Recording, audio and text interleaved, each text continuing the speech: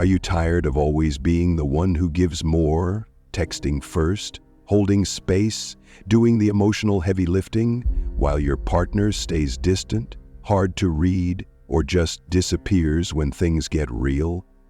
You're not imagining it. You're likely caught in a pattern with an avoidant partner, and the more you give, the more they pull away. But here's something most people don't realize. The moment you stop overgiving, the moment you stop proving your worth, stop trying to fix the disconnection, stop sacrificing your needs to keep the peace, they notice. Suddenly, the avoidant who seemed so indifferent becomes alert, attuned, aware. Why does that happen? And more importantly, how do you pull back without playing games or becoming someone cold and guarded? That's exactly what we're diving into today. I'm Jim Rohn, and I help people navigate the confusing dance of anxious-avoidant dynamics by stepping into emotional clarity, grounded boundaries, and secure energy without begging for love, overfunctioning, or walking on eggshells. If you've ever felt like you're the only one fighting for the relationship, constantly hoping this time they'll finally choose you fully, this video will shift the way you see the dynamic and, more importantly, shift the way you see yourself. I'm going to walk you through what actually happens in the mind of an avoidant when you stop overgiving, why your pullback creates tension in their nervous system, and how to reclaim your self-worth without needing to cut them off in anger or shut your heart down. And no, this isn't about manipulation or reverse psychology. It's about becoming someone who doesn't have to chase love in order to feel deserving of it. So if you're ready to stop shrinking yourself for someone else's comfort and finally understand why your absence speaks louder than your effort, make sure you hit subscribe. This is where we stop chasing and start choosing. The avoidant attachment style is more than just someone being distant or hard to read. It's a deeply ingrained survival strategy shaped by early emotional experiences.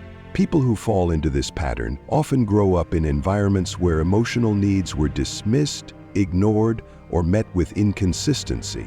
As a result, they learn to rely heavily on themselves and suppress any expression of vulnerability. It wasn't safe to need closeness, so they became excellent at shutting it down. Here's where the paradox kicks in. Avoidants do want love. They crave connection just like anyone else. But the moment closeness starts to feel real, it activates their deepest fear that they'll lose themselves in the relationship or be rejected when they get emotionally exposed. So instead of leaning in, they pull away. They may go silent, downplay the importance of the relationship, or start to find fault with their partner. Not because they don't care, but because closeness feels threatening on a nervous system level. This is where most people in a relationship with an avoidant get confused. You might feel like you're doing something wrong or not enough, when really, your emotional presence is triggering their internal alarms. To them, vulnerability equals risk, and to stay safe, they instinctively create distance. Avoidants often come across as self-sufficient and emotionally controlled. But under that calm exterior is a person who learned early on not to expect others to show up for their emotional needs. So they manage everything internally and often struggle to express what they're feeling. When you reach for them emotionally, it can feel invasive to them, even if your intention is simply connection. The more emotionally intense the relationship gets, the more they may retreat. It's not rejection in the way it feels. It's their nervous system going into protective mode. They're not trying to hurt you. They're trying to survive intimacy that feels overwhelming. If you're on the other end of this, it's easy to personalize their distance. But remember, it's not about your worth, it's about their conditioning. When they pull back, it's often because your presence is touching a part of them they've worked hard to bury. The part that once needed, reached out, and got nothing in return. Understanding this pattern helps you step out of a cycle of chasing or over-explaining. It gives you space to honor your own emotional needs without making their fear your responsibility. And most importantly, it allows you to choose clarity over confusion, boundaries over bending, and self-respect over self-abandonment. What pulls the audience in here is the emotional realness. Because so many people have felt this push-pull dynamic even if they didn't have the words for it. Naming it brings relief, and that insight builds the bridge towards secure, grounded connection, whether it's with them or with yourself. Being in a relationship with someone who has an avoidant attachment style can feel like a constant tug of war. One moment they're close, the next they're distant, and you're left trying to make sense of it all, wondering what you did wrong or what you could give more of to feel safe again. But what if I told you that giving more, doing more, and loving harder isn't always the answer? In fact, it might be the very thing that's pushing them away. Many people, especially those with anxious tendencies, fall into a pattern of overgiving. It starts innocently, helping, showing up, anticipating needs, but over time it becomes a silent transaction. If I give enough, they won't leave. It's not conscious manipulation, it's emotional survival. This overgiving reflex is often rooted in early experiences where love had to be earned.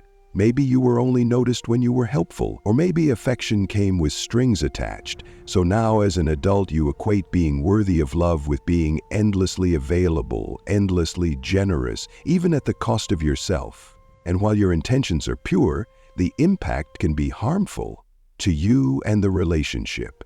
When your love becomes performance-based, when your value is tied to how much you give, you abandon yourself. You overlook your own needs, stretch your boundaries thin, and call it devotion, but it's really anxiety in disguise. Ironically, the more you try to prove your worth through giving, the more emotionally imbalanced the relationship becomes. You start doing the heavy lifting, initiating conversations, smoothing conflicts, offering reassurance, while your partner becomes increasingly disengaged. Especially if they're avoidant, your overgiving can feel smothering, but because they interpret your closeness as pressure, as a demand to open up emotionally in ways they were never taught how to do. What happens next is a painful loop. You sense the distance, so you give more to fix it. But the more you give, the more they pull back. You feel rejected and try harder, and they feel overwhelmed and withdraw further. It's not love. It's a cycle of emotional depletion and unmet needs. And it's not sustainable. The way out isn't to give even more, it's to give to yourself first. Real love isn't about constant sacrifice, it's about mutual care. You're not more lovable because you overextend, and you're not less worthy if someone can't meet you halfway. Healing this pattern means learning to hold space for your needs without guilt. It means seeing your worth not as something to be earned, but as something already inherent. The moment you stop trying to win someone's love through overgiving is the moment you reclaim your power. And the truth is, the right relationship won't require you to prove your place in it. It will meet you there with open hands, not because you gave everything, but because you were enough all along. When someone knows their worth, everything about how they show up in relationships starts to shift. Suddenly, love isn't about proving, fixing, or earning. It becomes about sharing who you are from a place of calm confidence rather than desperate effort. This is what happens when you move from emotional scarcity to emotional stability. You're no longer trying to hold a relationship together with overfunctioning and overgiving. Instead, you're standing on solid ground, knowing that your value doesn't fluctuate with how much someone approves of you or how much you do for them. In relationships, especially with avoidant partners, this shift in self-worth is essential. Avoidants tend to fear closeness because it triggers their old wiring that tells them vulnerability leads to loss of control or rejection. But when you have a stable sense of worth, you're less likely to chase reassurance or bend yourself to fit into someone else's emotional limits. You can meet someone's fear of intimacy with grace, without abandoning yourself to soothe theirs, and that makes all the difference. People who are stuck in patterns of overgiving often don't realize they're doing it. It feels natural. It's what they've always done, to feel secure, to feel needed, to avoid conflict. But here's the thing, constantly giving more than you receive doesn't create safety, it creates imbalance. Over time, you start to notice that the more you give, the more disconnected you feel. That's because true connection doesn't come from self-sacrifice, it comes from mutual presence. When you're always the one pouring into the relationship, there's no space left for you. What's underneath overgiving is often a fear of not being enough. Somewhere along the way, you may have picked up the belief that love is earned through effort, that if you stop trying so hard, you'll lose the connection. But that's not love. That's anxiety running the show. Real love doesn't ask you to prove yourself through exhaustion. It meets you in your fullness, not your performance. Breaking free from this pattern starts with awareness. Ask yourself, where am I abandoning myself in order to be accepted? Where am I giving from fear instead of wholeness? These aren't easy questions, but they're the doorway to freedom. Because once you begin to honor your needs, set healthy limits, and view boundaries not as walls but as protection for your peace, you stop negotiating your worth in every interaction, and something powerful happens. Your relationships begin to reflect that shift. You attract people who see you not for what you do, but for who you are. You stop overextending to hold someone else's emotional weight. You step out of the cycle of burnout and into relationships rooted in reciprocity, respect, and genuine emotional intimacy. That's what reclaiming your value does. It doesn't just change your love life, it changes your life. One of the most transformative things you can do in a relationship is learn how to say no without guilt. It's a small word, but it carries massive emotional weight, especially for those who've spent a lifetime overextending themselves to earn love. Saying no doesn't mean you're being selfish. It means you're finally recognizing that your energy, time, and emotional bandwidth matter too. And when you give yourself permission to ask for what you need, to step back when you're overwhelmed, and to rest without apologizing, you start creating the emotional boundaries that protect, not push away, true connection. These boundaries aren't walls, they're filters. They let in what nurtures you and block out what drains you. Over time, they shift the way you relate. Instead of showing up from a place of fear, trying to secure your worth through constant giving, you show up with clarity, balance, and self-respect. This is where reciprocity begins. And here's the truth. People respect what you respect. When you value your limits, your needs, and your space, the right people adjust, and the wrong ones reveal themselves. But boundaries alone aren't enough. There's another piece, one most people miss, and that's self-compassion. So many chronic givers are carrying a hidden belief that if they stop giving, they'll stop being loved, that if they're not useful, they're invisible. It's heartbreaking but common. These are people who have learned to equate love with service, affection with self-sacrifice, and when they try to change, the guilt kicks in fast. That's where compassion comes in. Not the fluffy kind, but the grounded, steady voice that says, you're still worthy, even when you rest. You're still lovable, even when you say no. Self-compassion is about giving yourself the same kindness you'd offer someone you care about. It's about acknowledging that change takes time, that healing doesn't happen in a straight line, that pulling back from giving too much isn't cold, it's necessary. Because when you neglect your own emotional needs long enough, you begin to disappear from your own life. That's not love, that's quiet self-abandonment. Breaking the habit of overgiving means reconnecting with your emotional world. What lights you up? What restores you? What do you need when no one else is asking? This might mean prioritizing alone time, reigniting passions you've set aside, or working with a therapist to untangle your beliefs about love and worth. The point is, when you start pouring into yourself the way you've poured into others, everything shifts. You begin relating from overflow instead of emptiness. And no, this doesn't mean becoming distant or emotionally closed off. It means showing up whole. It means building relationships on mutual respect, honest communication, and emotional safety, not transactional sacrifice. Real love doesn't require you to shrink, overcompensate, or constantly earn your place. It welcomes your full self. And when you step into that truth, you create the kind of connection where both people can be seen, known, and valued without proving, chasing, or pretending. This isn't about being less loving, it's about being better at loving, starting with yourself. The journey toward reclaiming your self-worth is not just about feeling better, it's about relating better. It's about stepping into relationships not from a place of fear or survival, but from genuine connection and mutual respect.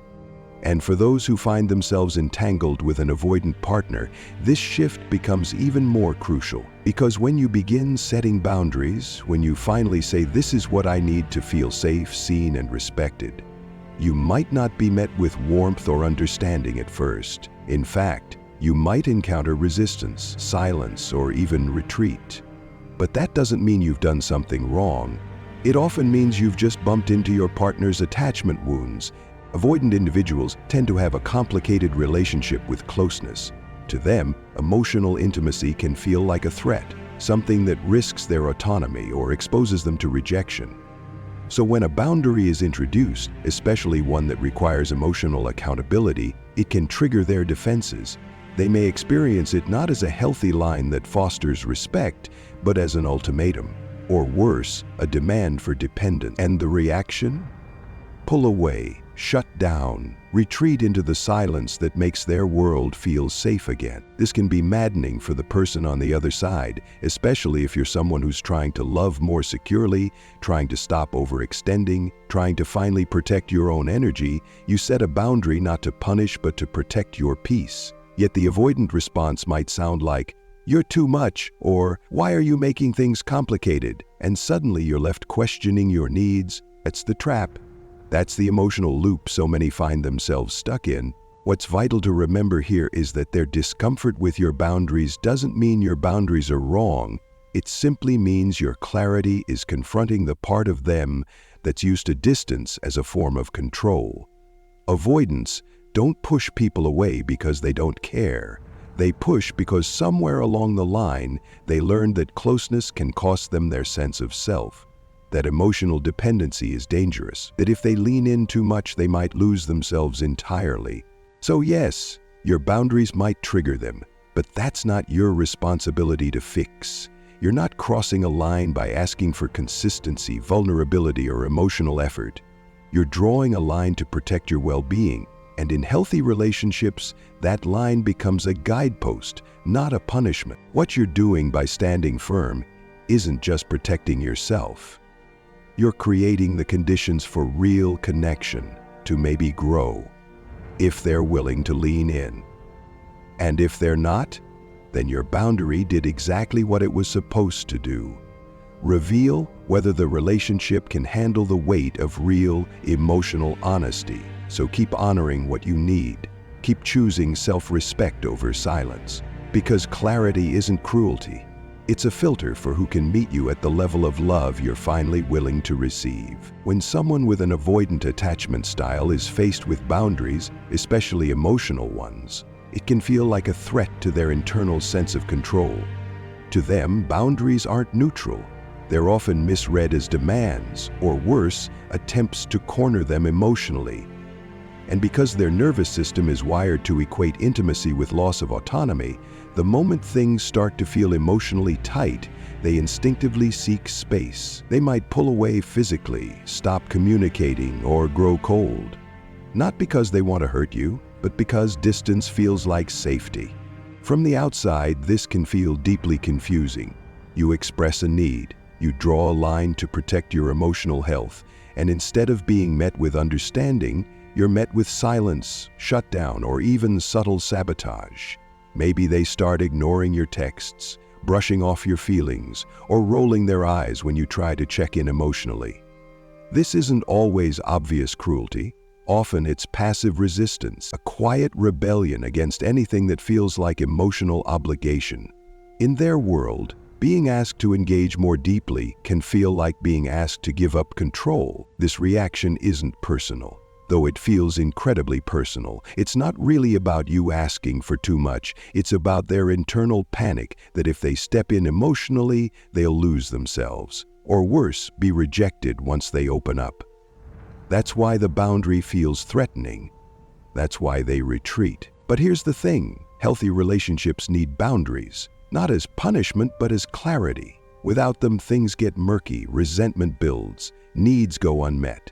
So the work isn't to avoid setting boundaries, it's to learn how to communicate them in ways that feel non-threatening, yet firm, calm but clear. When boundaries are delivered with emotional steadiness, not control, not panic, not ultimatums, They become easier for an avoidant partner to sit with. Over time, with consistency and emotional safety, they might even start to see those boundaries not as traps but as invitations to show up more authentically. Still, don't be fooled. Emotional growth rarely happens without friction. Intensity, especially emotional intensity, is often the very force that cracks us open. It's uncomfortable. It brings old wounds to the surface. But that's where the work happens. When we stop running from our discomfort and start leaning into it, we begin to change. That's true for avoidant partners, and it's true for anyone who's been stuck in patterns of people-pleasing, overgiving, or tolerating emotional scraps. In fact, intensity is often the alarm bell that tells us something deeper is trying to come through. Sadness, anger, fear. They're not problems to solve, they're signals to listen to. And when we do, when we stop numbing and start feeling, we gain something priceless: emotional intelligence. The ability to understand what's really going on beneath the surface. The power to respond, not react, and perhaps most importantly, the clarity to know which connections are truly worth our vulnerability and which ones never were. Emotional intensity often arrives like a tidal wave, unexpected, overwhelming, and impossible to ignore. Whether it's triggered by a breakup, a personal loss, or simply the slow unraveling of a relationship you gave everything to, these moments shake us awake. And while they may feel disorienting, they're also packed with potential. You see, emotions at this level aren't here to punish you, they're here to teach you. They show you exactly where your inner world needs attention. They spotlight old wounds, unmet needs, and parts of yourself that are still asking to be seen, held, and healed. When we allow ourselves to feel fully, without numbing, running, or performing, we access a different level of self-awareness. We start to see not just what hurts, but why it hurts.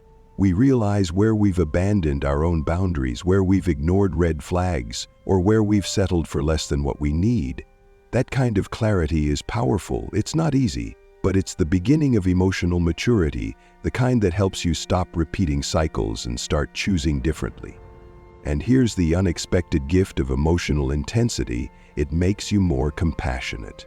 Once you've been cracked open by your own feelings, your grief, your longing, your fear, you become more attuned to others. You begin to recognize that everyone carries something. You stop rushing to judgment and start offering space instead.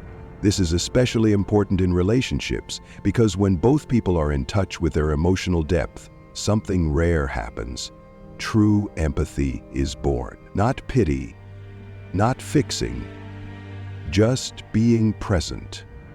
With love, with patience, with understanding. Of course, for avoidant partners who often experience closeness as a threat, intense emotions can trigger a familiar coping mechanism: withdrawal. The deeper things get, the more they may shut down. It's not that they don't feel, it's that they haven't yet learned how to feel safely in relationship. But if they can resist the urge to run, if they can learn to sit with discomfort instead of escape it, emotional intensity can become their turning point too. The moment they stop avoiding is the moment they start evolving. In fact, the most transformative relationships aren't always the smoothest. They're the ones that challenge you to grow. The ones where emotional waves are met not with retreat, but with curiosity, where both people, even in their fear, choose to stay present. That's where intimacy deepens. That's where trust is built, not in perfection, but in truth. The key is learning to hold intensity without being ruled by it. You don't have to act on every emotion to honor it. Sometimes the bravest thing you can do is pause, breathe, and feel without fleeing. When you create space for your emotions instead of fearing them, you transform chaos into clarity, pain into wisdom, and relationships into mirrors for real, lasting growth. At the heart of it all, emotional intensity, avoidant patterns, and the impulse to overgive aren't flaws, they're signals. They point us toward what still needs healing, what boundaries need strengthening, and where our self-worth is ready to be reclaimed. When we learn to stop abandoning ourselves for connection, when we can hold space for our own needs with compassion and clarity, we begin to break free from the cycles that once kept us stuck. And in doing so, we open the door to relationships built not on fear or performance, but on mutual respect, emotional safety, and deep, authentic connection. Thank you so much for spending your time here with me today. I hope this video gave you something to reflect on. Whether it's clarity, validation, or the gentle reminder that you matter too. If this resonated with you, I'd love to hear your thoughts. Drop a comment below and share your story or insight. It's always powerful to hear from others walking this same path. If you found value in this, don't forget to like, subscribe, and turn on the bell so you won't miss any future content. We're building a space here for real conversations about healing, love, and emotional growth, and you're a big part of that. Until next time, take care of your heart. You deserve a love that honors all of you, especially the parts you've been taught to hide.